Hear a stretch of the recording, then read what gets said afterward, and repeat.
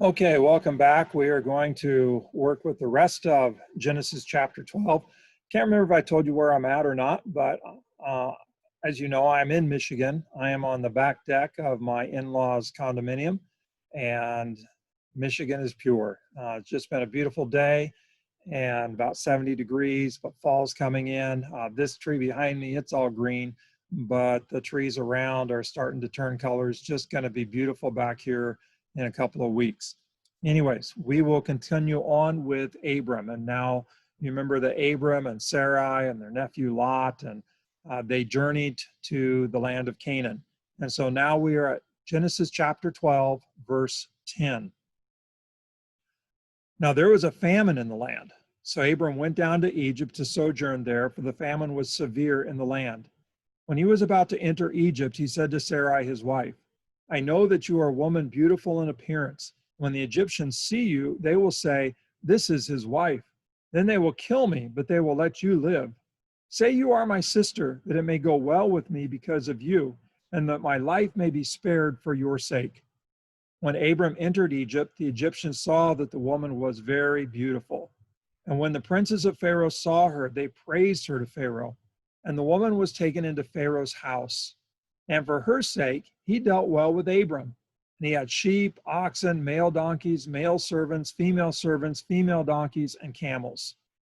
But the Lord afflicted Pharaoh and his house with great plagues because of Sarai, Abram's wife.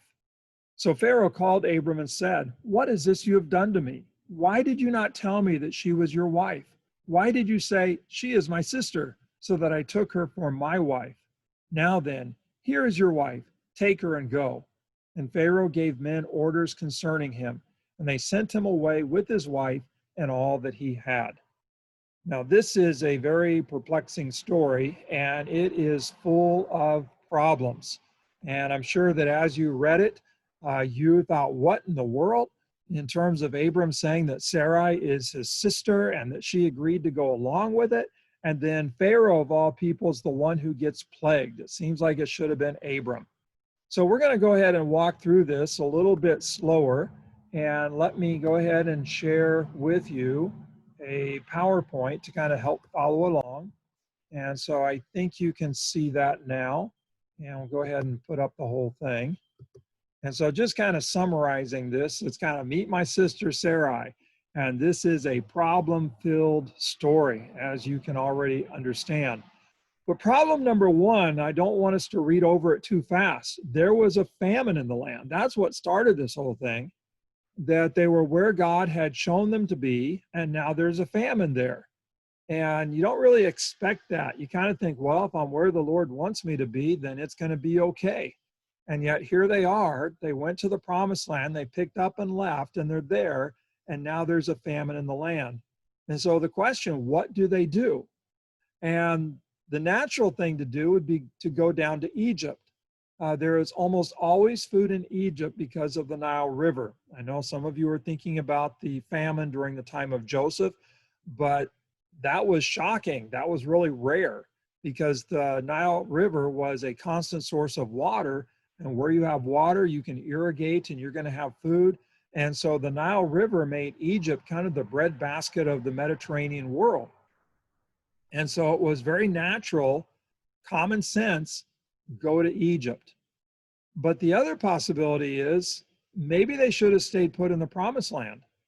Maybe they should have trusted that God will provide without them having to leave, that they were where God wanted them to be.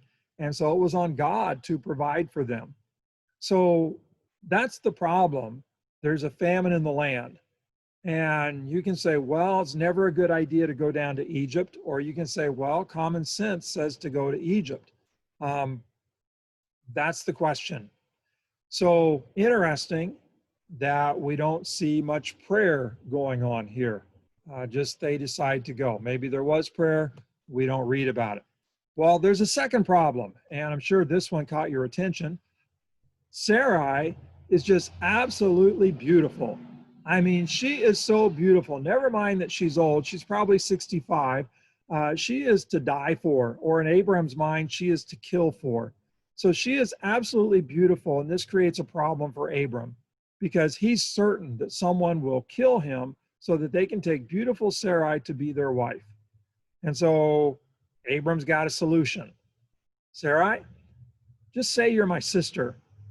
And see, if Sarai agrees, then Abram lives. He's not going to get killed in order for someone to take her to be their wife. And so she might end up with another man, but at least Abram will still have his life and they can figure out things from there. But if Sarai refuses, I mean, she's so beautiful that if she refuses and she insists on being known as Abram's wife, well, then Abram's going to be killed and she'll end up with another man. So it's almost like either way, she's going to end up with another man. And the question is whether Abram will be alive or dead. And so she goes along with it. And again, the problem is that she is just too beautiful. I know, tough problem to have. Well, there's a third problem.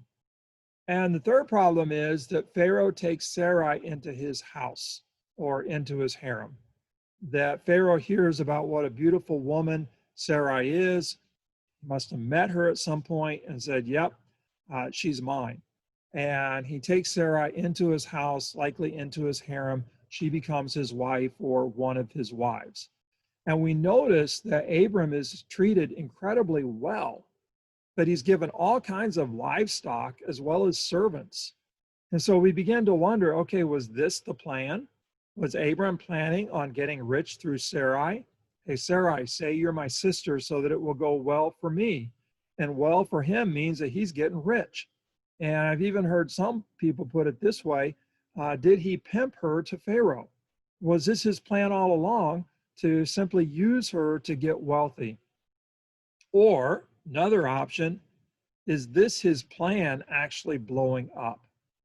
See, one way of looking at this is that if he is Sarai's older brother, and remember, they're in a culture where marriages are arranged, that as her older brother, he could set the bride price so high that beautiful as she was, nobody would be able to pay it or nobody would be willing to pay it.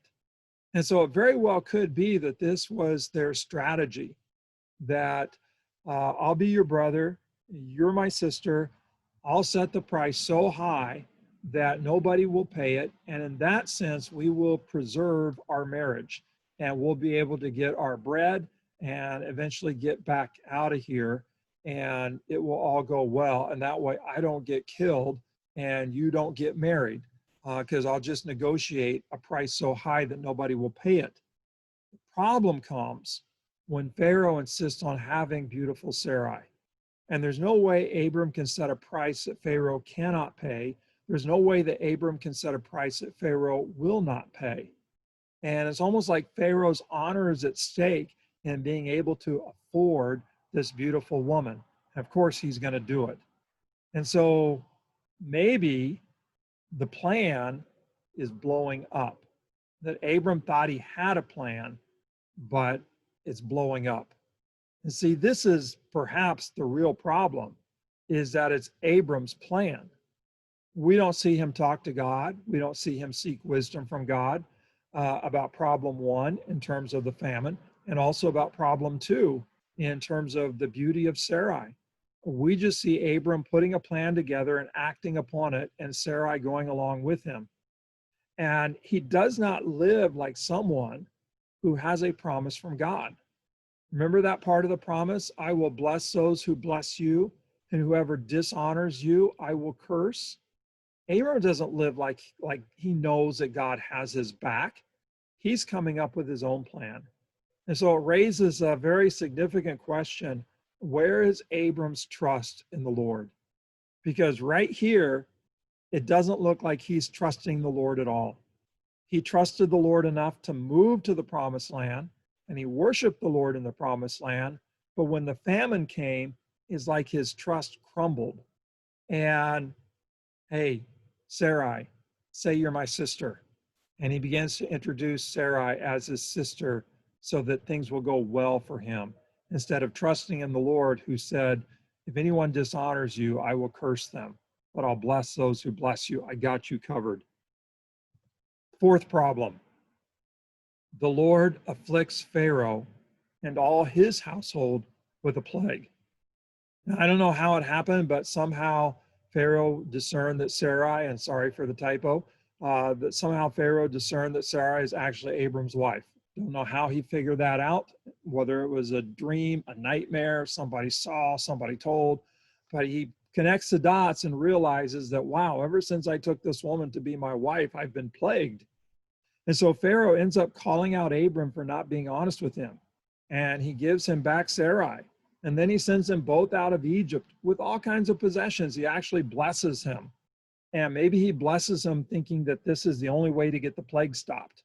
Okay, but Pharaoh is the one that the Lord afflicts with a plague. And that just seems problematic. And I kind of wonder, God, that just does not seem fair. I also wonder about the trip home, how that went. Did Abram and Sarai, as they rode along, it sounds like they were probably given donkeys or camels to ride. I can't help but wonder how that trip home went. Was it a long, silent journey? Did they have a really heated discussion? Did Abram say, see, I know it was a good plan. I told you it would work. I wonder what that conversation was like on the way home. But from my vantage point, I look at it and I think this just isn't fair. That Abram is the one who deceived Pharaoh, that Pharaoh is just doing what Pharaohs do. They take beautiful women into their harems, and he paid for her. He did everything properly, and yet he is the one who ends up plagued. And I can't help but think, shouldn't Abram have been the one plagued?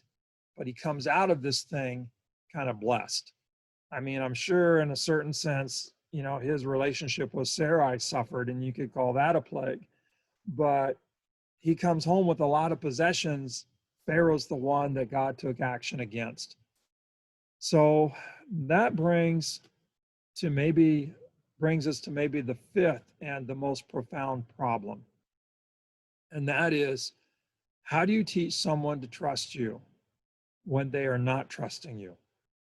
How do you convince someone that you are worthy of their trust? See, I think that's what's going on with Abram and the Lord, that the Lord kept his promise. Pharaoh dishonored Abram, whether he realized it or not, by taking Sarai to be his wife. He dishonored Abram. And the Lord came through, keeping the promise, hey, whoever dishonors you, I will curse. And so the Lord kept his promise to Abram and brought plague upon Pharaoh. And to me, this reveals just the deepest problem. And that is, if you're, how do you teach someone to trust you? How do you show someone, how do you convince someone that you truly are trustworthy? And it's clear that at this point in the story, Abram doesn't believe that God is fully trustworthy. And I don't know if he's not sure that God is powerful enough to keep God's promise, or if he's not sure that God is loyal enough to keep God's promise. But that becomes kind of the issue. Is God powerful enough to really protect Abram and follow through on this promise of, whoever curses you or dishonors you, I will curse. Whoever blesses you, I will bless. Is God powerful enough to where his presence will actually make a difference? And then the second part of that, is God loyal enough to keep his promise, to stay present? And it seems to me that what's going on is that the Lord is plaguing Pharaoh to show Abram that he keeps his promise to Abram. The Lord plaguing Pharaoh is the Lord keeping his promise to Abram, teaching Abram that the Lord is worthy of complete trust. Let me say it again. Let me read it again. The Lord plaguing Pharaoh is the Lord keeping his promise to Abram, teaching Abram that the Lord is worthy of complete trust, that the Lord is powerful enough to keep his promise, and that the Lord is faithful enough to keep his promise. See, there is no real moral to this story. Okay, there's nobody whose example you want to follow. I mean, I guess the moral of the story could be that if your wife is super beautiful, make as much money off of her as you can. I don't know. I mean, you get the picture, right? There's no moral to the story. Everyone behaves immorally. Okay, but there is plenty of news to the story. plenty of good news to the story. And that news is that the Lord is faithful to keep his promise, even when Abram is not trusting, even when Abram shows himself unworthy of the promise. Okay, do you see that? Do you get that? That the Lord is keeping his promise. The Lord is faithful to his promise, even when Abram is not trusting in the Lord, even when Abram shows himself unworthy of the promise. And so the Lord's promise keeping is based on the Lord's own character, not on the character and trust of Abram. Again, I cannot emphasize that enough, that we see that this is God's project and that God is going to bring this project to fulfillment, to fruition, and that the Lord's promise keeping is based on the Lord's own character. It's not based on the character of Abram. It's not based on Abram trusting the Lord. The Lord's doing this because of who the Lord is. Okay, and that is good news for Abram and Sarai. And that is good news for us, that the Lord is about his saving business, not because we deserve it, not because we trust him. The Lord is about his saving business because that's who the Lord is. And that becomes incredibly good news, incredibly hopeful news, not just for Abram and Sarai, but for the whole human race, including you and me. Because what was the promise? What was the purpose of the promise? That through you and through your offspring, all the families of the earth will be blessed. I'm not just going to bless you, I'm going to make you a blessing. Well, that is great news. And I think God is still at work fulfilling that news, bringing that news to greater and greater completion. Obviously, from a Christian standpoint, through Christ Jesus. But I think God's still doing that today through all of us. He desires to do that, to not simply bless us, but to make us into blessings. And here with Abram, such good news for the whole human race, God's determination to bless all. Well, that's it for today. We are going to move on for Thursday's lectures and try to hit on some more high points or maybe low points in the story of Abram and Sarai. And this will kind of complete, if you will, Tuesday's Zoom session that we were not able to connect on. And I will get this uploaded. Well, if you're watching it, it's already uploaded.